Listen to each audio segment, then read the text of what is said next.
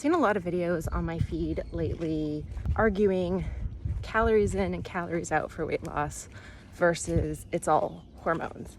And I think the problem with trying to distill weight loss maintenance to a simple concept is our biology is not simple.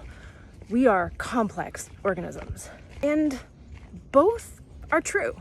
An energy deficit is required to lose weight. That means consuming fewer calories than we're expending during the day. Is that an otter? I think it was. Hey there, Mr. River Otter. But what happens in response to a prolonged caloric deficit, especially an aggressive caloric deficit, is a response by our bodies that can be seen in our hormones. Studies have shown drops in basal metabolic rate, as well as the calories we burn throughout the day from non-exercise. So things like fidgeting, small movements throughout the day, we will naturally decrease that to conserve energy.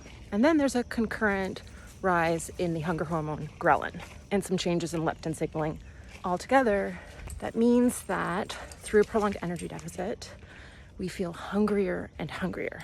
Now, if you add on top of that disordered eating patterns, an overly restricted diet, you can end up with something that's called disinhibition, which refers to that behavior of when you give in to your craving or your hunger and then you fall off the wagon and kind of lose all inhibition, control over what you're eating.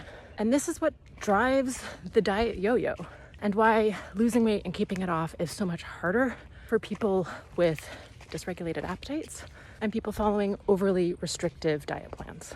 So what can you do? Making sure to get enough protein and activity can really help to preserve lean mass through weight loss, which helps to limit how much that drop in basal metabolic rate will be. Volume eating can be very helpful, meaning that you load up the non-starchy vegetables, big salads or veggie sticks, things that don't have a ton of calories but do have high fiber and water content, lots of vitamins and minerals as well. And those can help fill you up so you don't experience the same increase in hunger. Aiming for a more modest energy deficit, say 10%. Yes, that means a slower rate of weight loss, which can mean it's hard to find the motivation to stick to it, which is why I think the best thing we can do is actually just focus on the healthy habits. Eating a diverse diet that is predominantly made up of whole foods and incorporates lots of vegetables. Living an active lifestyle, getting enough sleep, doing what we can to manage our stress. The cool thing is that all of those things will improve health outcomes independent of weight loss. But if weight loss is a goal for you, they will facilitate that too. But we can't distill weight loss to calories in and calories out because our bodies are programmed to fight weight loss. But you also can't say that calories don't matter and it's all hormones.